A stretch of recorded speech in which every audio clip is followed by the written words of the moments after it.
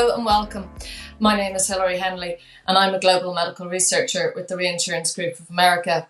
Today I'm delighted to welcome Dr. Jennie Kwon, who is an assistant professor of medicine and a board-certified internist and infectious diseases specialist at the Washington University School of Medicine in St. Louis. She's also an associate hospital epidemiologist at Barnes-Jewish Hospital in St. Louis. Dr. Kwon is a former research grant of the Longer Life Foundation, a nearly 25-year collaboration between RGA and Washington University. It's funding cutting-edge research looking into the drivers of mortality and morbidity. Dr. Kwon, thank you for taking the time out of your day today to speak to me about your work and how funding is helping to progress advances in medicine. If I could just ask you firstly, what sparked your interest in medical science and what then inspired you to become a researcher? Thanks, Hilary, for the invitation to meet with you today. So my initial career goal was actually to become a master clinician. I started my medical career with that goal. And then when I started on clinical rotations in the hospital, I started asking some questions on rounds, such as, why do we do this and why can't we do this? And I found that the answers to many of my questions did not always exist. And that's when I started thinking about how research can be used to facilitate and enhance my bedside experience.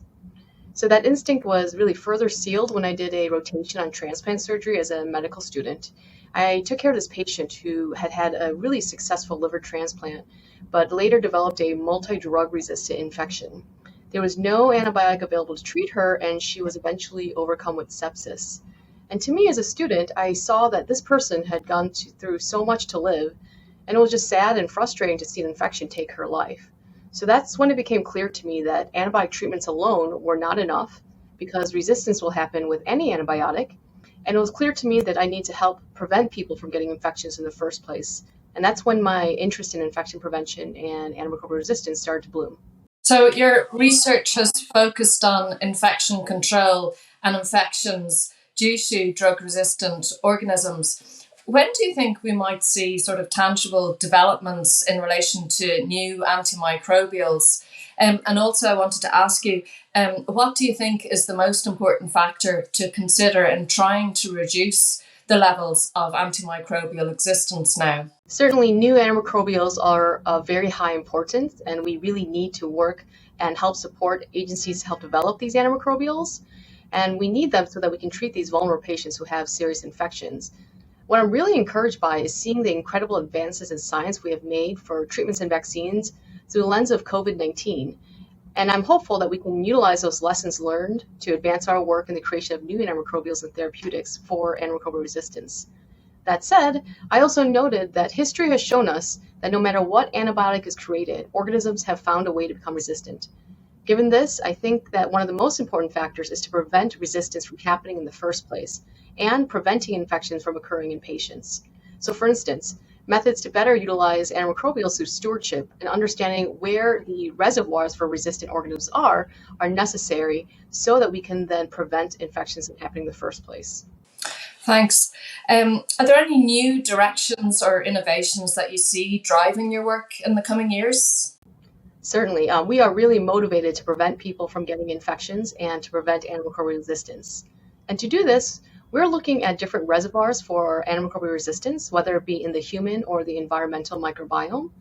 If we understand where resistance occurs or lives, that's how we can then create interventions to ameliorate the issue, whether it be through novel therapeutics like microbiota transplantation or environmental hygiene interventions. We're super excited to pursue these goals in our lab, and we're really hopeful that the work that we do can help many people.